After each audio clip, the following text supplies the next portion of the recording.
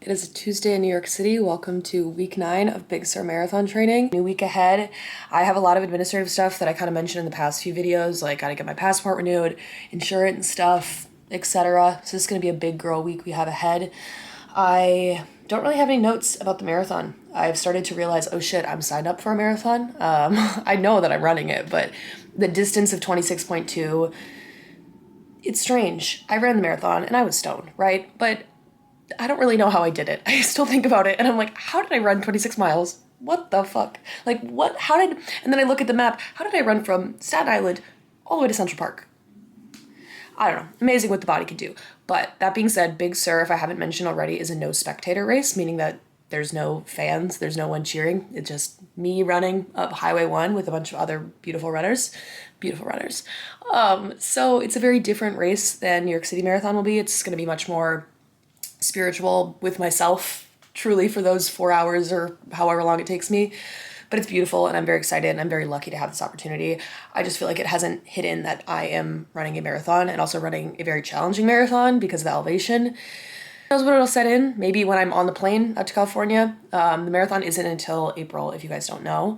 But it's a Tuesday. It's a new week. We have a speed workout ahead. I want to talk about this shoe. I've shown it in a few videos and now I can finally talk about it. This is the Cielo X1. It is a new shoe by Hoka. It is a road racing shoe. So you might see it's like this huge chunky sole. There's like a huge cut out of the bottom. It has this like squishy carbon plate is because this is really good for racing and getting fast. This is not an everyday running shoe. Now this is a prototype, so I don't have like the Cielo X1 word on it. I will be getting a pair that is the proper model like for the Big Sur race.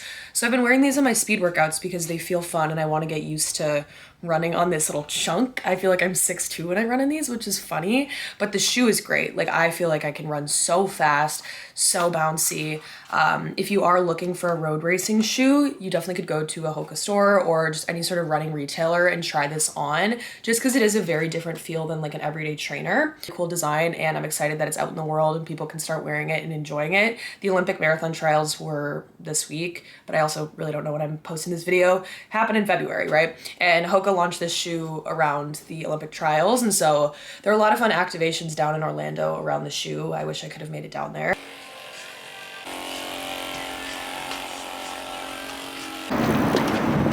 Route to go get a passport photo. I went to Rimowa, which is a suitcase store, because they have free photos, but I'm gonna have to go to CVS and pay money, which is fine. Yeah, I went full beat because I gotta look good on my passport. Let's go.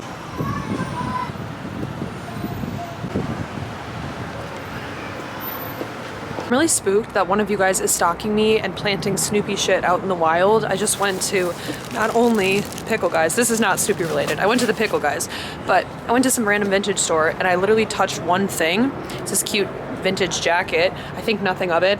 I grab it. Snoopy. Like, is one of you guys planting items for me to find? Anyways, I might convert to religion because I see so much Snoopy shit. I'm a little bit spooked. We have the debut of the Snoopy jacket.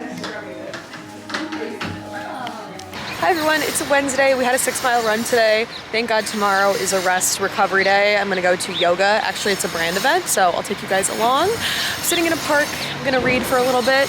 I'll probably film some content tonight, do some editing work, but I want to talk about the book for this video. I've had this on my list for a long time. The book is called Get Phyiscal, and it's about how women have shaped and created the fitness industry and how they've impacted exercise and not gotten the credit that they have deserved for it. So I'm gonna sit down and read this. Incidentally enough, it's actually National Girls and Women in Sports Day. I just watched my mom give a speech because she received a merit award to celebrate her achievements with Title IX and how she's paved the way for other women.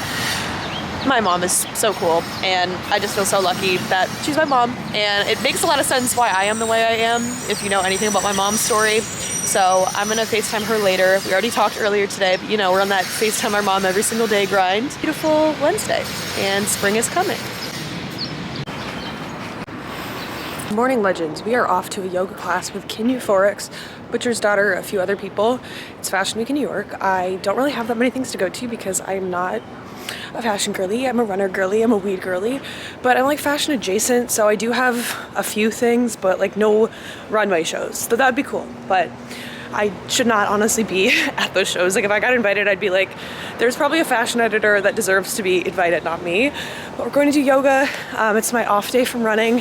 Thank fucking God. I have 7 miles tomorrow, 15 on Saturday. I have a friend's birthday party tonight. Some weed content yesterday, which is where I got this little Edie Parker pen because they got their New York City license, which is amazing because I love their stuff. And the founder like knows me and she knows my vibe. And I was like, oh my God, I'm gonna like try this and go on a run, I'll let you know. She was like, Kate, you need to stop running. Like you need to go on a walk, you need to chill. I get stressed out watching your content. And I was like, girl, I'll be crazy if I don't run. I don't know. I never really like predicting my life, and I'm not gonna make a bet on like how long I'm gonna run. Honestly, as long as I wanna do it and as long as my body's able, but it's kind of a funny little comment. So we're gonna go do yoga, be chill, and then we'll catch up later today. Run some errands. I put on a real outfit so I feel a little bit more productive. The yoga kind of kicked my ass in a positive way. I've started to feel a little bit beat up from running. Nothing crazy, but just sore and fatigued. So I decided for my yoga thing versus lifting today. Happy Friday, YouTube. It is week 9 of Big Sur Marathon training. We are about to go on a 7-mile speed workout. I have 15 tomorrow, a hard 7 today. I think I'm gonna run up to Central Park. The sun is shining, it's like 50 degrees, but the most exciting thing is that my run club is officially back. We are so back, boys and girls. Yes, so if you guys didn't know, I started a run club here in New York City with Hoka. They have a store in the Flatiron District, and I thought like this would be the perfect place to host a run. I have so many people that are like young women that probably are looking for a community of other young women to move their bodies. A lot of run clubs are super aggressive, male dominated, a lot of testosterone and egos involved in them. I wanted to create a safe space where women feel safe and included to go on runs, and that's kind of what the run club was last year. So we're starting it up again in March. I'm so excited about it. I haven't hosted a run in months, since December before I went home, and I just feel like a lot of life has happened for me since then. I feel in such a better place than I was a few months ago. In addition to Hoka, a lot of my other favorite brands are involved. My physical therapist comes and he leads a warm-up. It's just such a fun way to spend your Saturday and meet people outside of like going out and drinking. So I got to share about that today. Something to keep me excited. Hi everyone, we are going to a weed event for New York City Fashion Week. I'm gonna go there and then probably come back and sit in the Normatex. We had our 7-mile run today, which was a speed run, and it was a lot of fun. I ran like 30 seconds faster than what I was supposed to do because I was just feeling good. And then we have 15 miles tomorrow, easy effort. We'll see if I go out tonight. Probably not, but live fast, die young. New York City, I suppose. Monday, I had a call because we are designing our second activewear collection. The first hasn't even come out yet, so you guys don't even know, but we're in the works, super exciting. I have a harsh deadline I have to do. So that's what I'm gonna be up to today. I finally got a lot of my administrative shit done. Had a very chill weekend. I did not bring my camera along. My long run on Saturday was an easy run, so I didn't really have any like pacing stuff, so I could just run and float, and it was very fun. I went over the Queensboro Bridge, which is a really steep incline in New York City, and I hadn't been on that bridge since the marathon, so it was good to get that as like a confidence thing, like, okay, I can do this bridge, and I felt much stronger running it now than I did in November, which was also a plus. Miles of a run today. I'm gonna go get a facial with my esthetician friend Amity, and then we'll podcast tonight. A pretty typical Monday for me, but I'm feeling very happy about life. It comes in waves, grief. Like last night I cried my eyes out on a little walk, but overall I think I'm moving through it in the best way that I know that I can, and like I'm showing up and I'm proud of myself for showing up.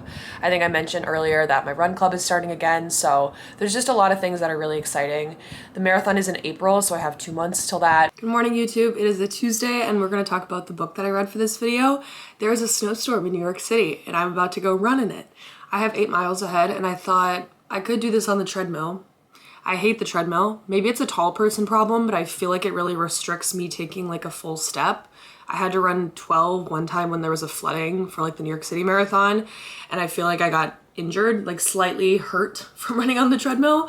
So I just try to avoid it. I also find it very monotonous and boring, and I'm from Minnesota, so we're gonna run in the fucking snow. I've done it hundreds of times. Not hundreds. I've done it a few times, okay? The book for this video is called Let's Get Physical, and it talks about how women have reshaped the exercise and fitness world. Now, a lot in this book is stuff that you would not consider. Sometimes for Gen Z women, it's fairly easy to forget the history that our grandmothers and mothers fought for, or not even be aware that those were things that were needed for someone to fight for. Sports bra, or the jog bra, wasn't created until the late 70s, and I feel like that would blow the minds of a lot of women my age to realize that it's only been around for 50 years. Like, I anticipated that invention would be around like since the post-World War era. It talks a lot about gender equity in sports. It talks about Title IX. It talks about Billie Jean King. The book talks about Jane Fonda and how she revolutionized exercise on VHS tapes. The biggest theme in the book that I think the author wants people to take away is that exercise used to be unfeminine. There used to be this cultural myth that persisted in society that if a woman exercised, her uterus would fall out. And that prevented a lot of women from ever moving their bodies because of this fear and paranoia about being inherently the weaker or second sex. How women started exercising and what changed culturally. Women that were fighting for gender equity in fitness and exercise when it wasn't the norm for women to move their bodies. Women not only had to change the hearts and minds of people that were stuck that women were not supposed to or allowed to work out, but they also had to change it systemically. So it talks about the history of the New York City Marathon, history of jogging clubs. It talks about jazzercise, like I mentioned earlier, how women entered weightlifting. And I find the book provides a lot of context for what we see now. The struggle still continues. I talked about this with my mom after her Title IX speech earlier last week. Women that were there with my mom at this awards ceremony for Title IX were older than my mom, and my mom is turning 60 this year, and they couldn't even dream or grasp their head around the fact that someone like a Simone Biles could exist, or that women's sports would be televised, or we would really uplift these women and encourage young women to do sports. Like, my mom's full-time job is to coach young women playing volleyball. That would not have been possible 20 years before her. Great progress when it comes to gender equity in sports and allowing women to be included in these things, but a lot of progress left to make when it comes to healthcare and healthcare outcomes and how that is intertwined with fitness. The author also talks about the diet industry and how that ruins a lot of these ideas of being strong. Like, women originally were like, I want to work out so I can defend myself against my abusive husband. Women could not get a divorce until like the 70s and open up their own bank account. Women had these very feminist lib ideas about, I want to get strong for my own independence and autonomy.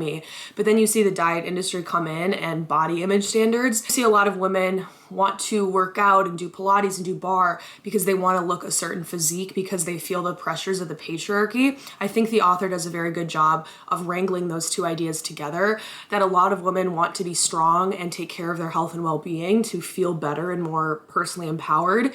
But at the same time, a lot of the reasons that women were working out is because they had these intense physique goals and their body image standards that were created from society that they had to mold into. That's all to say, the diet industry is really shitty right now, and I feel like that's the biggest concern that I have in the health and wellness world, is how much the messaging is just toxic garbage that gets flushed down to young women, and they have to grow up in a society where they're expected to look a certain way, and the pressures have gotten even worse earlier and earlier on in a young woman's development. Social media has amplified these things, and that's why I think I take it with such a grain of salt whenever I do talk about fitness, eating disorder, what I eat in a day.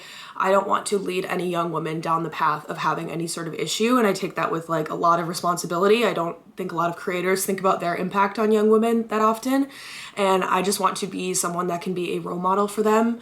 I'm on the other side of my eating disorder. I was in the thick of it. I know how that experience feels, but I feel like I have that direct evidence to prove that you should recover. You should find a way to move your body that isn't torture. You're not burning calories. You're not doing something you hate. You're doing it because you love yourself. You want to be stronger. You want to be more empowered in other aspects of your life. And that's what I hope that I can bring with my social channels to the young women that do follow me. Let's Get Physical was a great book. I highly recommend you guys check it out for some history on women's exercise. I'm gonna go run in the snow like the crazy Minnesotan I am, but that was week 9 of training for Big Sur. I'm gonna go run. Hope you all have a beautiful week. Thanks for watching, and I will talk to you in the next video.